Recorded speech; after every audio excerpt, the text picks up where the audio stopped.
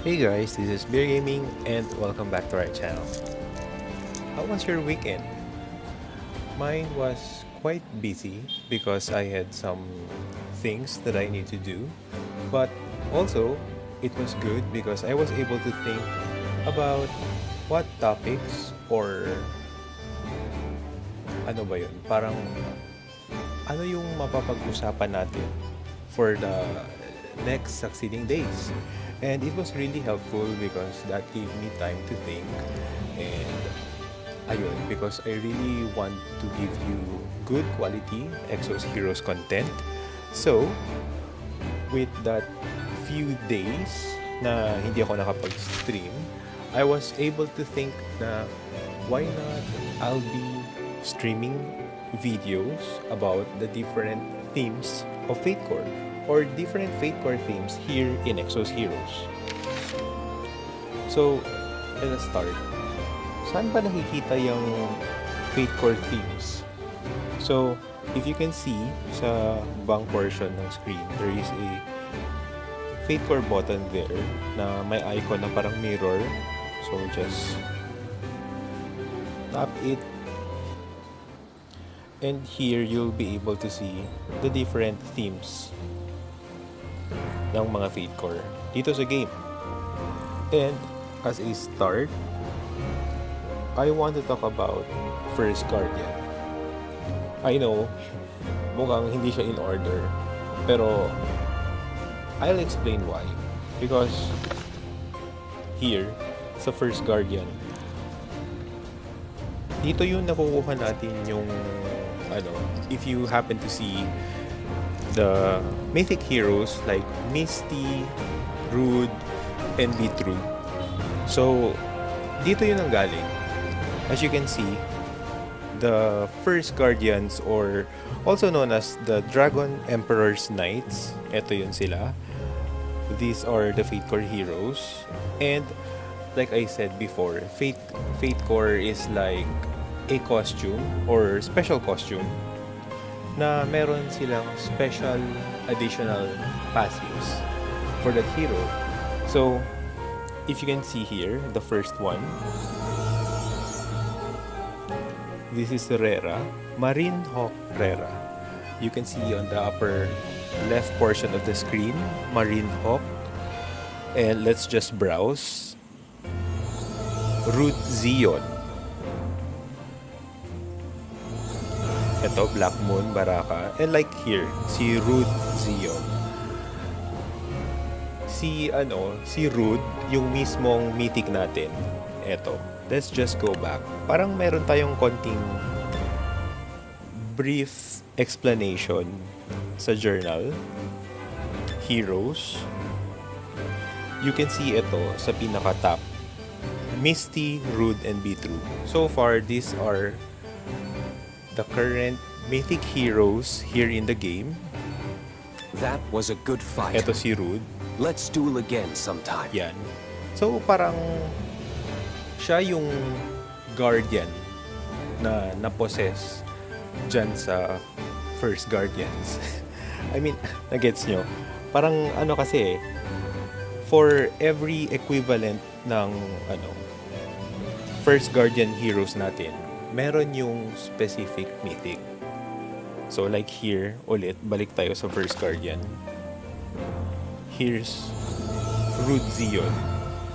So bale, yun yung parang how should I say is parang ang hirap kasi siyang i-explain, pero the easiest way I can say it is parang for every First Guardian, meron siyang equivalent mythic hero. So for Rude Zeon, like I showed you kanina si Rude, siya yun. And si Misty, eto naman, Misty Ramji.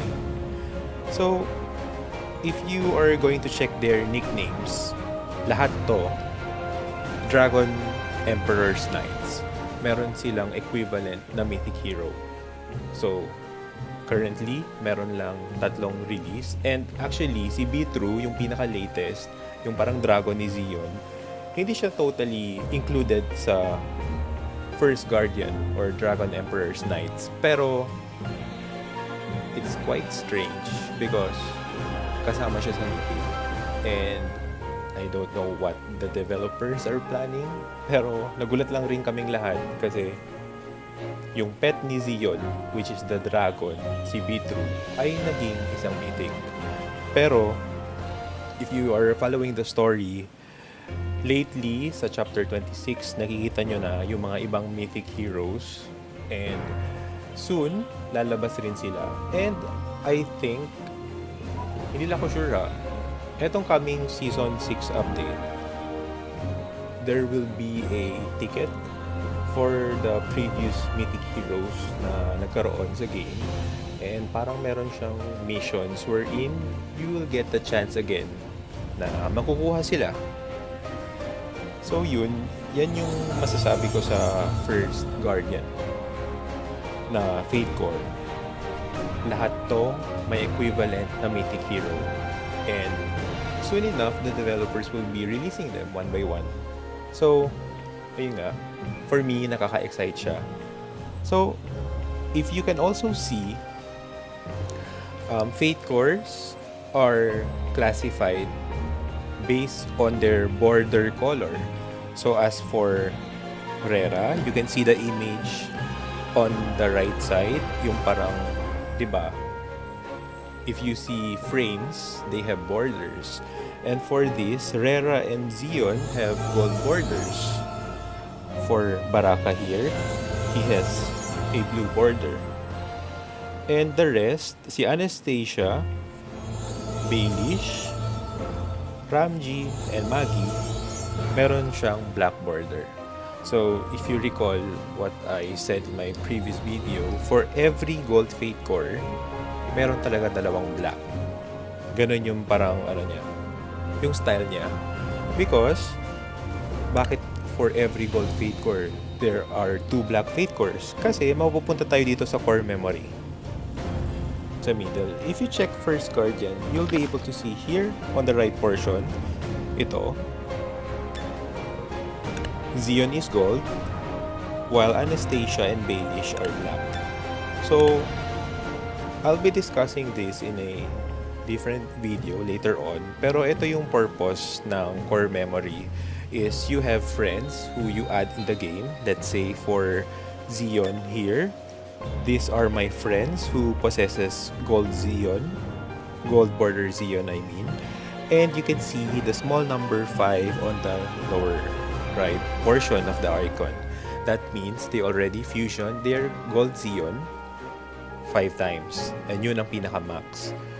And if you can see here sa lower portion, lower right, collect Fatecore fusion stats 5 or higher. So if you were able to fusion or fuse, your Fatecores into 5, this is the perk you'll be able to receive. So naka 3/3, ibig sabihin Zeon, Anastasia, and Baelish ay lahat naka 5. Therefore, na-activate ang combat power plus 30%, attack, HP, and defense are all in 30%. So, ibig sabihin, ito yung pinaka-max. So, it's really good if you're going to add your friends na meron silang mga fusion ng Fatecores into 5 dahil you'll be able to get the maximum perks of what this core memory has or this specific Fatecore theme has. So, hindi lang si Zeon, meron rin si Rera, since siya ay isang gold, and ito yung dalawang black Fatecores na kasama niya, which is si Maggie and also Ramji. So, if you happen to fuse them into 5, makukuha mo pa rin yung 30% max perk nito ng grupo nila. So, blue Fatecores are not included in the core memory. Pero, let's discuss that in a different video. But because for now, we are going to discuss the different Fatecore themes. And this will really take a few days or maybe weeks. Kasi, I'm planning to discuss one specific Fatecore theme per day. We are going to do this. Parang hindi naman super detailed, pero at least a thorough explanation so that you'll be able to get kung ano ba talaga tong mga Fatecore na to. So, yun nga, Fatecores are special costumes with additional passive skills, and if you happen to watch my previous videos about the different types of heroes, so I'm pretty sure you were able to saw Rera. So, siya yung may arrow sa Greenland, and this is her Fatecore, yung Marine Hawk Rera. If you can see below here, the passive, may mga additional compared sa regular version niya. So it's really good if you're going to get the Fatecore of the hero. And also, you can see here sa mga maliliit na windows, yung window ng right side, ito yung kanilang theme, Dragon Emperor's Knights. So, since Marine Hawk Rera is a gold Fatecore, you can see ito yung Eye of the Dragon special, increases hit of all allies equipped with Dragon Emperor Knights theme Fatecore by 10%. So in a team, kapag magkakasama tong Fatecore na Dragon Emperor's Knights or First Guardian, tapos si Rera yung gold Fatecore na kasama doon, it means kapag meron siyang mga kasama na Black Fatecores or any within the Dragon Emperor's Knights team, mag-i-increase yung hit ng allies by 10%. So yan yung special perk na bibigay ni Rera. Meron rin Dragon Scale. Ito yata yung mismong perk ng entire team, the Dragon Scale. Grants a barrier equal to 20% of own maximum health for 6 turns upon receiving damage. 1 time per round, stacks up to 3 times. So, for every Fatecore theme, there is a specific passive. And for this one, this is the Dragon Scale. Actually, before the Season 5 update, mas maganda tong perk because it also gives you a barrier that's good for fighting against the Holy Dragon. Yung mga dragon ganun. And sobrang kunat ng shield. Pero, yun nga, after the Season 5 update, there was a big change happened in the game. And medyo naging simple siya konti. Pero it's really good, to be honest. Maganda pa rin siya. So, that's Rera, her first skill. Actually, yung first and second skill, halos the same lang sa regular. Pero, naninibago siya pagdating sa passive. Talagang may extra siya. And also, it says here, let's check the first skill. Starlight Showers. Deals 187% damage to one enemy and 60% chance to afflict target with silence for 4 turns. So yun, may silence pa rin, 4 turns. And, hey! Hi, Master Ulerl! Welcome back to our channel. Ngayon lang ako ulit nakapag-stream because, ayun, medyo busy nung weekend. Talaga nag-explain talaga ako, no? Pero yun, weekend was quite busy and I really had to finish them all first. Yes. Patambay lang bago ako matulog. Oh, sure, you are super welcome and you'll be able to listen. Ay, babbling again kung ano-ano lang mga sinasabi ko dito. Pero, yun nga, for this day, we are going to discuss about the first Guardian Fatecore. Sino-sino sila and anong meron sila. Actually, this is one of the Fatecores na talagang sought after ng mga players. And talagang because aside from what they look like, talagang yung mga skills nila ay magaganda. And also, you'll be able to distinguish na talagang first Guardian ang Fatecore nito because their costumes have this gold embellishments into it. Talagang sobrang majestic. For me, talagang na-amaze ako how the costumes were created. Sobrang ganda niya. It's pretty shiny. And also, if you happen to see na Bakit yung Baraka ko ay in gray? Because I haven't acquired him yet, ever. So, I'm still waiting. Pero, that's how you distinguish if you were able to receive the Fatecore or not yet. If it's in gray, therefore, you don't have it yet. So, that's Rera. Next is Zeon. He's also a gold Fatecore here in the first Guardian. And, if you check his passive, you'll be able to see counters upon receiving damage 1 time per 2 turns. Special, when an ally counters, increases on attack by 8%, stacks up to 5 times. Dragon Scale, the main passive of the entire team. So, grants a barrier equal to 20% of own maximum health for 6 turns upon receiving damage, and 1 time per round, stacks up to 3 times. Just want to check if same ba sila ni Rera, ganun rin. Yeah, yes, 20% of own maximum health pa rin talaga. And, since Zeon is a gold Fatecore, he has a special passive which is Dragon Howling, increases counter rate of allies equipped with Dragon Emperor's Knights Team Fatecore by 10%. So, ito yung passive na bibigay ni Zeon. So, if you happen to equip or team up with Fatecore Zeon and also with Fatecore Rera, ibig sabihin, both of these counter and the hit, yung yung passive, this one, hit of all allies, pareha silang 10%. So, you'll be able to get them both in your team. So, yes, yan, si Zeon. His first skill is Flame Dragon Ascension, deals 150% damage to one enemy and 50% chance to afflict target with burn to deal 92% damage every turn for 2 turns.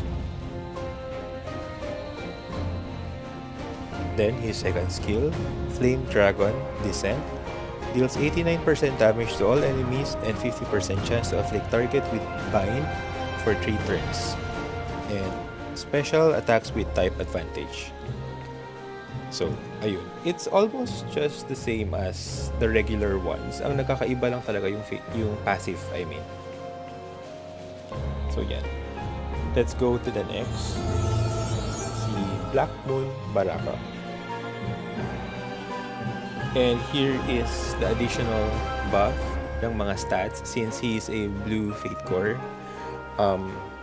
You all know na yung blue Fatecore ay parang considered as support type or buffer type of hero. And he increases combat power by 2%, attack by 1%, HP by 6%, and defense by 1%. So, those stats increase as you fuse him. So, the higher the fuse, let's say you were able to fuse him into 5, so those stats will really increase. So, if you want to get him, and it also says here, if Fatecore is in possession, grants buff to heroes from Wasted Red. So, if you have heroes under the nation Wasted Red, you will be able to get those buffs automatically, whether if you equip the Fatecore to Baraka or not. So, even if you, let's say, you were able to transcend the hero and naiiwan lang yung Fatecore sa inventory or something, it's okay. You'll be able to you are still able to get the perks pa rin. Yung grants buff to heroes from Wasted Red. So, ayun. His passive, Confirm Kill, triggers double team when an ally basic attacks 1 time per round. His special, Mana Burns 1 mana target and then grants gain mana to all back row allies if Mana Burn is successful. He also possesses the Dragon Scale passive since yun nga, that's the main passive of the entire team, so everyone gets it. Baraka, Anastasia, Baelish, Ramji, and Maggie. Ayun. And as long as they team up with the hero that possesses the gold Fatecore, such as Rera and Zeon, so therefore they'll be able to get the 10% increase. For Rera, that's the hit. And also for Zeon, it's the, I think it was the counter. Tama ba? Counter rate. Yes. His passive, his first skill is Chain Thunder. Deals 187% damage to one enemy and 60% chance to afflict target with silence for 4 turns. His second skill is Heavenly Thunder Strike. Deals 262% piercing damage to one enemy.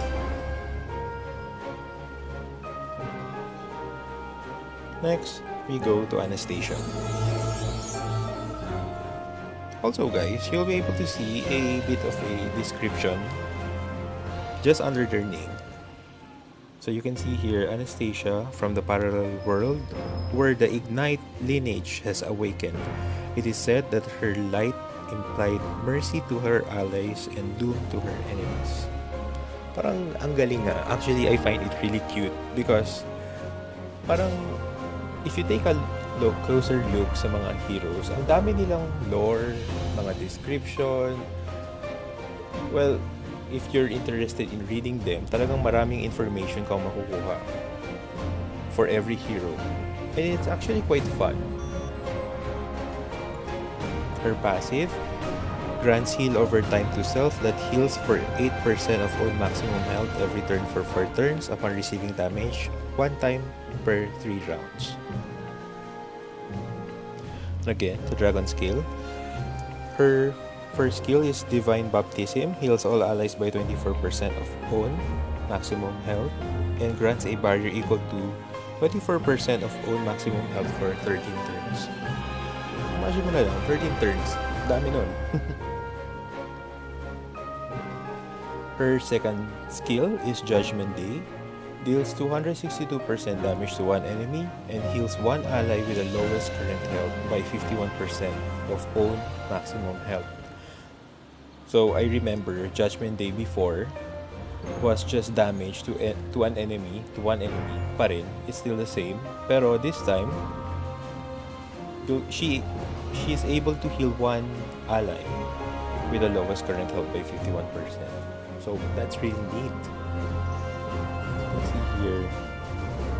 Pero after, I'm going to show you clearly, lalo na yung mga skill animation because we all love those skill animations. Next is Baelish. Rothbrock Baelish. His passive is Illegal Trade. Purges all buff from one enemy with buff at the start of round and increases own critical hit rate by 40% for 10 turns upon successful purge. First skill is White Rebellion. Deals 63% damage to all enemies and 54% chance to decrease defense of target by 11% for 7 turns. Second skill is Harmageddon. Deals 375% piercing damage to one enemy. You know guys, when I started playing this game before, akala ko talaga nung una wala siyang kamay. Inisip ko pa nga talaga, sobrang weird naman talaga ng character nito. Ba't wala siyang kamay? Yung pala, his arms are at the back. Next is Misty Ramji. So, ayun na, like I explained earlier in this video, isa to sa mga heroes na na-release na yung kanyang mythic hero, si Misty. His passive is Anxiety. Increases own attack speed by 20% for 8 turns when an ally heals. First skill is Touch of Light. Deals 150% damage to one enemy and 50% chance to afflict target with Nullify Heal for 6 turns. Second skill is Golden Blaze. Deals 89% damage to all enemies and 50% chance to afflict target with decreased health regeneration by 60% for 8 turns.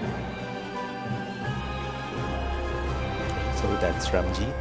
And the last hero here in the First Guardian or Dragon Emperor's Knights is Maggie. Jude Turner Magi. Her passive is Optical Spectacle. Always attack with an advantage. So, yun guys, yung I was able to ask our guild members, ano ba talaga tong advantage? So, they were able to tell me na ang advantage ay based sa element niya. So, since she is a fire element hero, wait lang, parang nagkakamali ako. Type advantage pala yun, yung base sa element. Pero, etong advantage talaga, kasi there are two.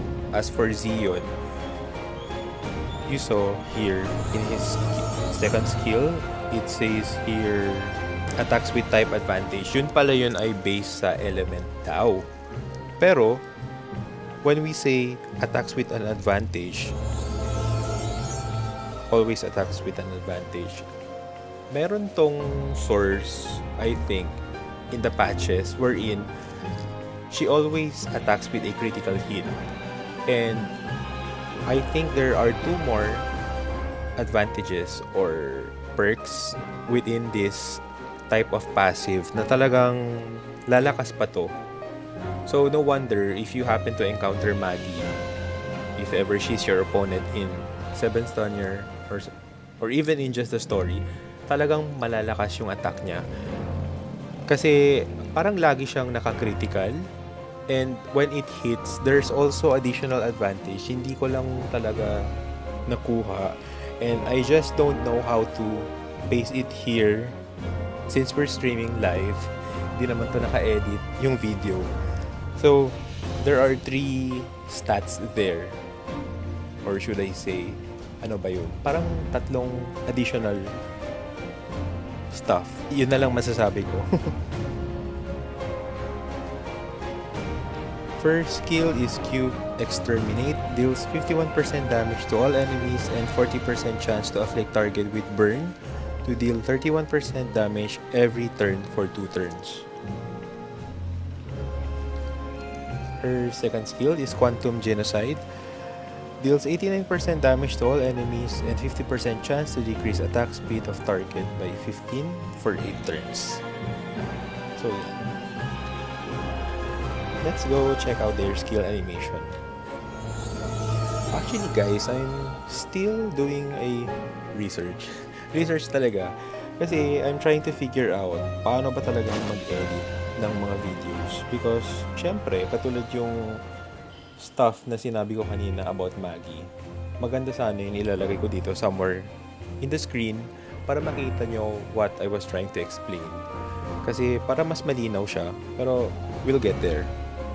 So, just press the skill animation. This is her normal attack.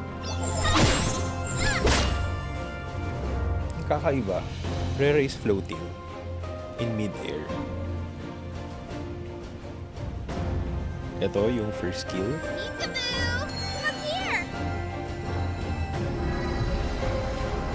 Talaga lang when I started playing this game, isa to talaga sa mga heroes na na-amaze ako sa attack niya. Kasi ang lakas. And yun nga, talagang malakas siya. Her second skill.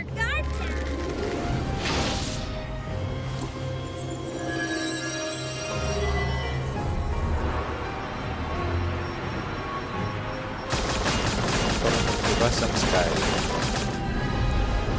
Tapos bigla na lang nahulog yung mga ano yan, arrows, kakaibang glass arrows from the galaxy. So that's Rera. Here in the hero introduction page, you'll be able to rotate her so you can see the hero 365 degrees. Also, sa lower left portion of the screen, you'll be able to see appearance effect. So this is kind of a, I don't know, spoiler maybe, because when you acquire her, eto yung makikita nyo, malalaman nyo na siya ng darating.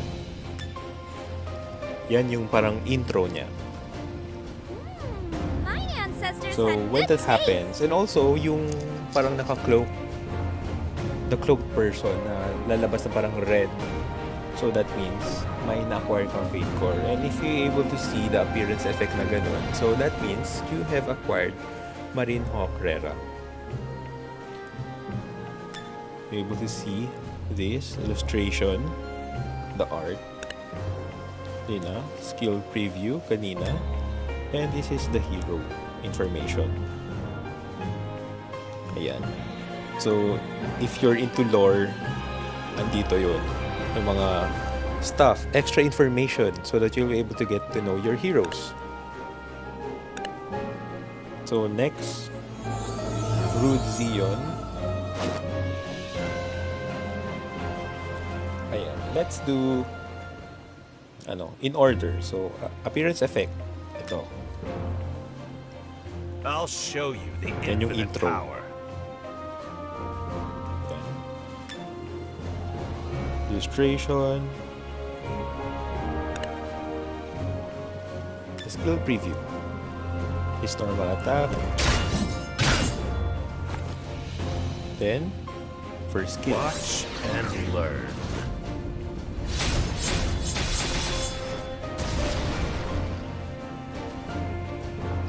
Yun, second skill. I'll respect you if you survive. So ito na yung attacks with type advantage. So since he is a fire element hero, let's say yung kalaban mo, or in this particular part, yung robot, let's say nature element siya, so talagang may advantage yung attack ni Zeon against this robot. Ayun. The hero story here. Ayun.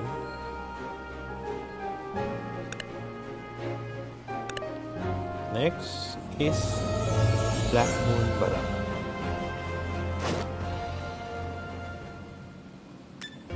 Appearance Even effect. an assassin has pride. Diba? It's all gold, it's all shiny. Illustration. Skill preview. The normal attack. His This is my first skill.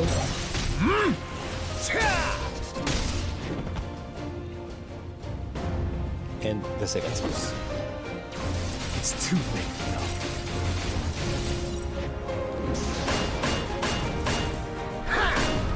Oh, meron pa siyang wings. Oh, dito lang pala yung sa first Guardian Fatecore niya, nang parang may wings siya.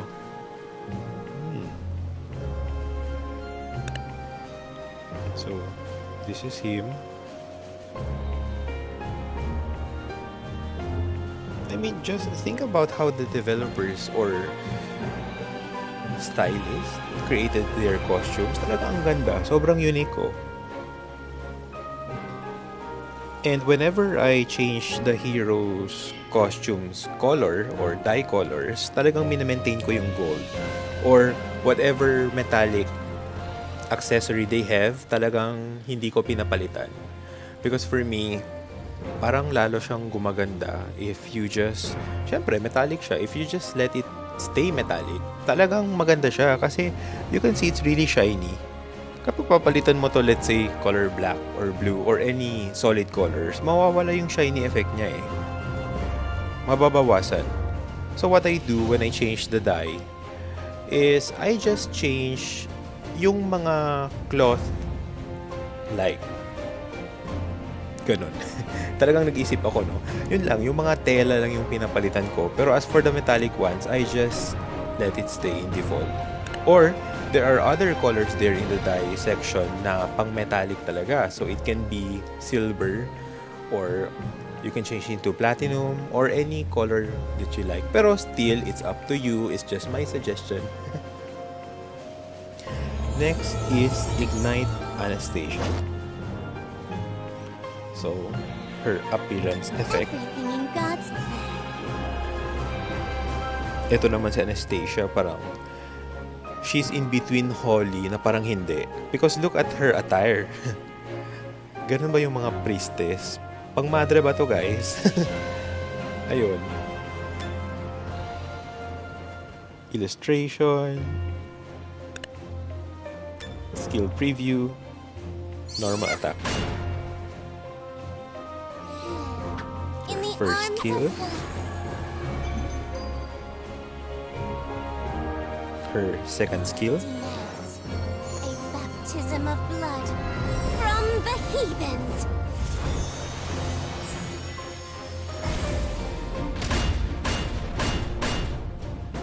Diba, yung mga skill animations niya, yung mga effect, para siyang holy.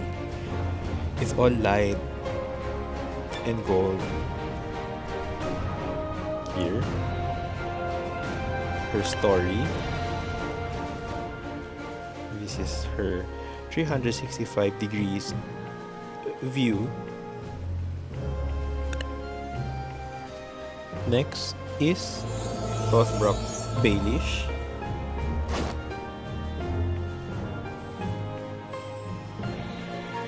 There's nothing appearance I effect. can't get my hands on. So ayun nga, may kamay siya. The illustration, you can see it's really detailed. Diba? It's all feather-like, metallic feathers. Talaga kung isipin nyo lang, no, paano kaya siya nakakagalaw? Mukhang sobrang tight yung costume niya. So there's a white cloth-like wings behind him covering his arms.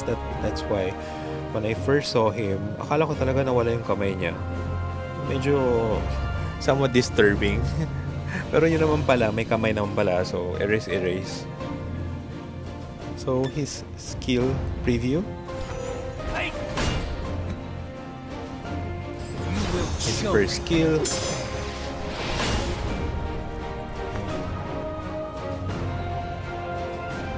He's a dark element hero, by the way, pero yung skill effects niya ay still in gold or light. Second skill. Hold the power that changed an era. Be honored. There are angel-like gargoyles. If you happen to check his regular form, etong part na to, his second skill,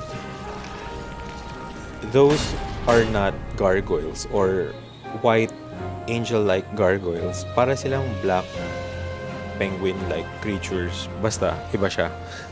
Pero for this, since he's a first guardian, I think they decided to make everything parang holy.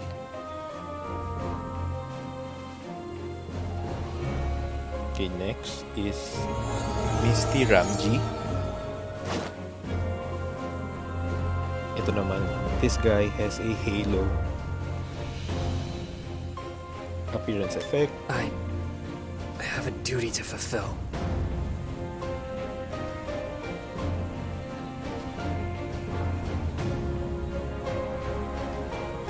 Illustration. Then, skill preview. His normal attack. First skill. I have to stop you. Second skill. Shield, if you please. So, if you happen to long press, there's lalabas talaga yung description. Ayun. And also, his black cat is in cheetah mode. Cheetah mode. Iba siya dito. Cheetah siya, hindi siya black cat.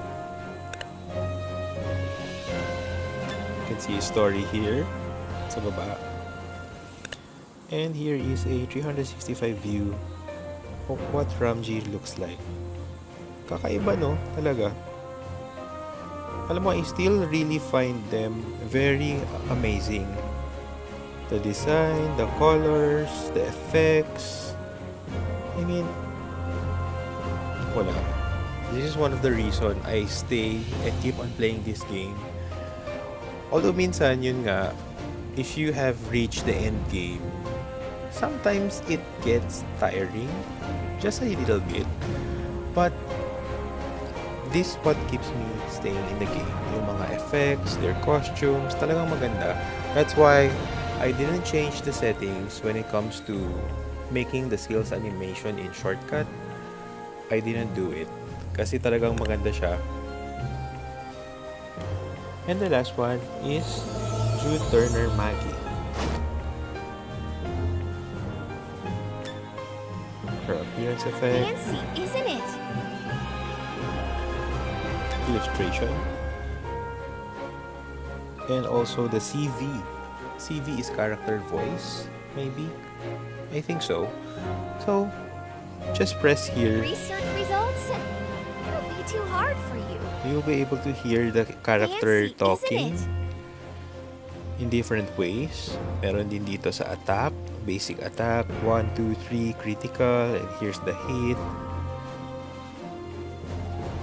Ayun. Skill preview, normal attack. First skill, Bad kid. It's a present.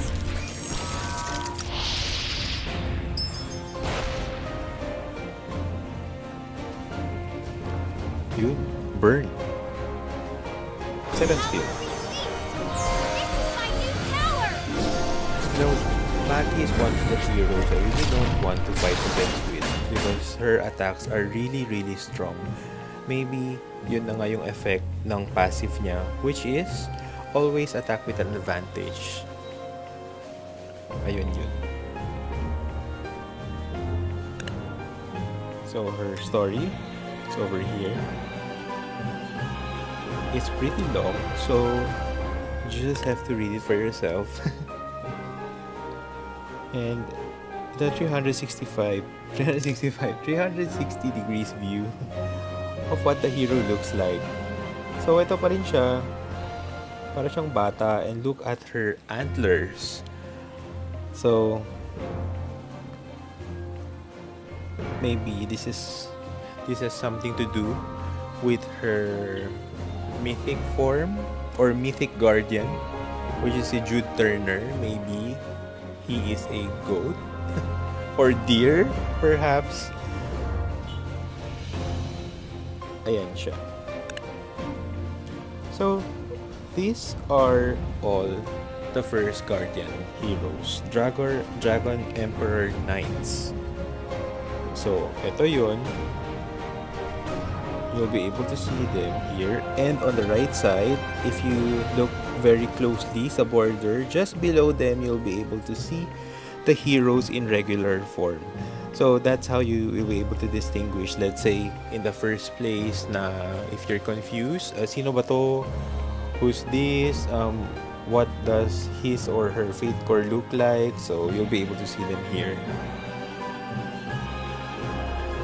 So there are other buttons here like the exclusive weapon. This is where you'll be able to see if you have the exclusive weapon of a certain hero or not. So those are which are in gray, wala pa yun. Pero those ones that are in colored, so that means you already acquired them. So if you can see, there are a lot. Super, ang dami pa na wala pa ako or I haven't acquired yet. But I'm just quite sad about this portion because before, for exclusive equipments, we were able to get them randomly, or it's based through RNG, wherein you will be able to get dragon relics. Yun, dragon relics. Hindi na siya dragon relics fragments kasi parang redundant na. Whenever you fight holy dragons before, you get dragon relics, and whenever you reach a certain number of amount or certain number amount ng dragon relics, pwede nyo siyang i-craft through Door of Creation, wherein you'll get the chance to get exclusive weapons. And before, it was really easy, and actually it's free. But then after some changes, ang nangyari is whenever you get the Fatecore na specific, may chance na talagang nakukuha mo yung a big percent chance you get the exclusive weapon. Pero after the Season 5 update, tinanggal nila yun lahat. And thus, yun ang cause na nawala yun. So that's about it, guys. These are the first Guardian Fatecore here in Exos Heroes. And please continue watching on the next succeeding days as we discuss the other different themes here in Exos Heroes. And also, guys, please continue to support my channel by subscribing here in my Twitch, and also you'll be able to see my YouTube link wherein that will lead you to my YouTube channel, since we all know that nothing's permanent here in Twitch. So all previous or past videos are all saved or uploaded in my YouTube channel. So in case you've missed any of those videos, like those ones I've discussed last week about the different hero types here in Exos Heroes, you'll be able to check them there. So that's about it. See you guys tomorrow and have a nice day.